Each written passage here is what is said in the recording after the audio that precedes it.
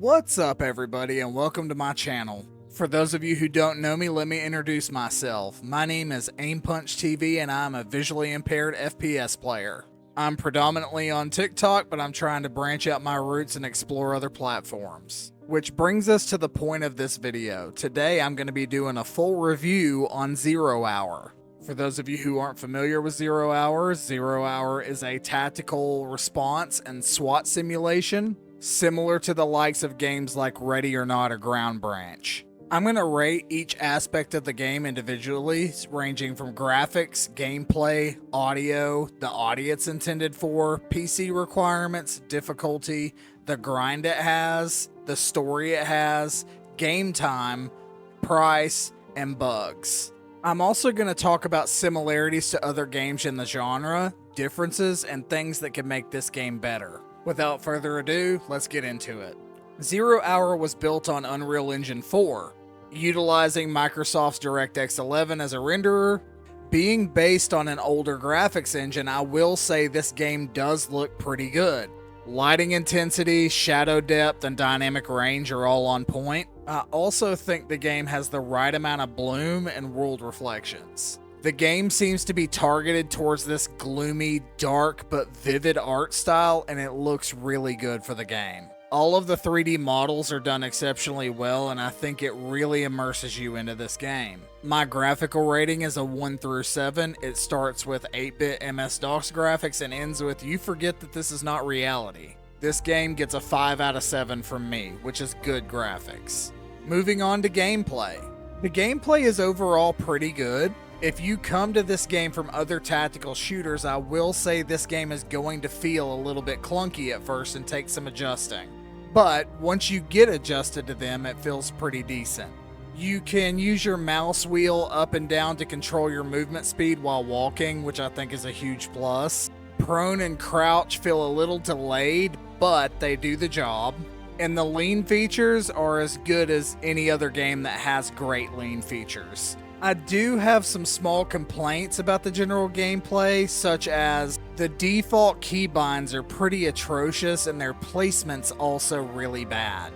By default, the keybinds are pretty hard to reach, which require you to spend a lengthy amount of time in the settings menu remapping everything to your liking. There's also individual keybinds for pretty much every single function in the game, and I feel like a lot of that can have been eliminated by using a general keybind. We could use interacting with doors as an example. Instead of having to press F to open the door, press it twice to open the door fully, having to press V to kick the door open, and having to press V again to cut traps that are on the bottom of the door, you simply could have just used F and just changed where you had to look for each item for it to interact correctly. It could have also done what other games have done, and you press F for a general interact button, as in F just fully swings the door, or you could hold F and use your mouse wheel to swing the door to the opening value that you want the door open to. So if you just want to crack the door open, you could hold F and move your mouse wheel up a couple of notches and it would just crack the door. But instead, the way this game's got it set up is you press F to crack the door, then F again to open it fully, and then you press V to kick the door, and you look down at the trap and have to position it correctly to press V again to cut a trap. The keybinds themselves and the orientation of the keybinds are just clunky overall. Again, I rate gameplay 1 to 7, 1 being the worst gameplay you could ever imagine, all the way to the most excellent gameplay you could ever imagine, and I rate this game a 4. It's gameplay, and it's decent gameplay, but it's not the best gameplay in any game I've ever played. Moving on to audio, the audio in this game is actually exceptionally well. That's actually where this game shines compared to other games in the genre. The game's directional, relational, and vertical audio are all extremely good in this game, which a lot of games in general get wrong right now, especially vertical audio. But this game does not have that problem. You can hear a sound from an enemy and easily be able to tell whether they're above or below you, which is how it should be in a tactical shooter. The directional audio is also exceptionally good. You can hear a sound of an enemy and know exactly where they are. And relational audio is superb. I've never seen a game do it like this game. Sorry I'm stuttering, but that's literally the best way I can describe it. It does relational audio, which is how you gauge distance between you and your enemy, better than any game I've ever seen. If two enemies are relatively in the same direction of each other and one is in front of the other one, you can actually tell that there are two enemies there and that one is in front of the other.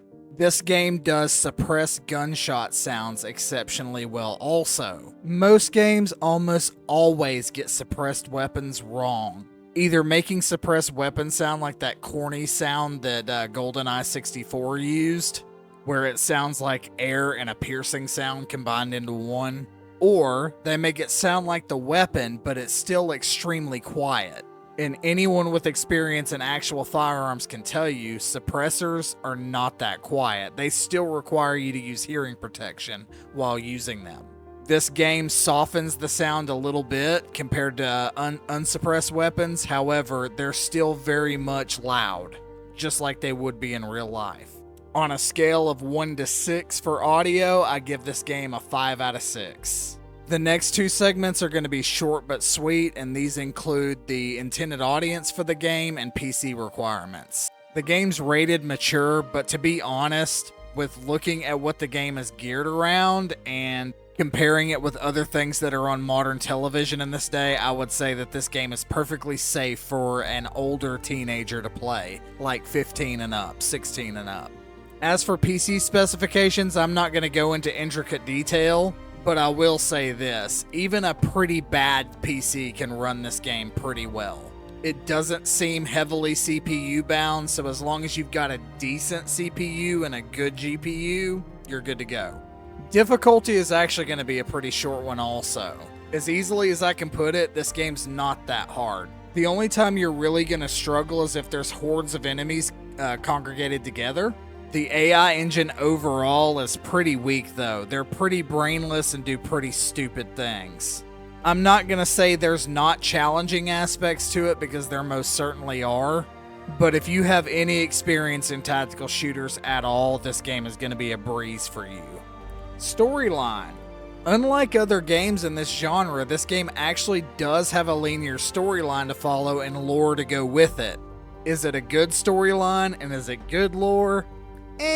Not really. It's kind of what you typically expect from police forces. But it does give you an idea as to why you're doing what you're doing, so it's kind of cool that it has one to begin with.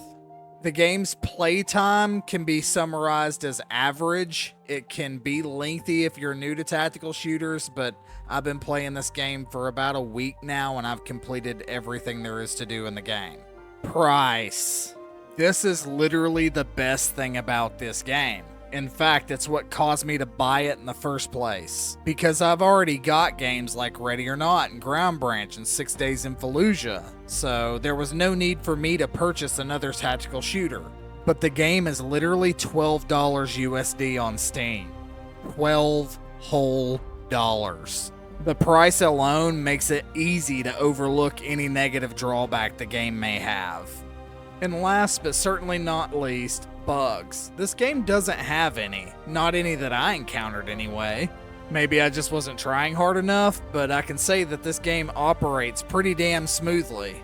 There were reports on Reddit about people that were encountering a crash on loading if they have external USB peripherals plugged in to their PC at the time of loading the game, but I have plenty of those plugged in and I never encountered this problem a single time.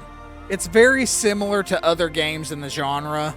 Mission objectives are the same, game style is kind of the same, but tactical shooters are a very niche genre, and people that buy them generally know what they're getting when they buy them. They're looking for that style of gameplay. Features this game has that would make other tactical shooters better is like the scroll wheel movement speed thing. It has stamina, so you just can't move infinitely fast as hell forever. But for the love of God, it has a sprint feature, which a lot of tactical shooters do not. And holy crap, is that a game changer. Overall, I give the game a 6 out of 10. Graphics are good, it's immersive and affordable as hell. If you want a ready or not feel without a ready or not price tag, this is the game for you. And it also has a PvP mode if that's your thing. If you've stuck around, congratulations, you've made it to the end of the video. I want to say thanks first and foremost for stopping by, for watching my content. And if you want to see more stuff like this or you like what you saw, please hit that like, share, and subscribe button. As I stated before early on in the video, I'm trying to branch out to other platforms other than just TikTok. So some help getting started on here would be amazing. So thank you again, and I'll see you guys on the next one.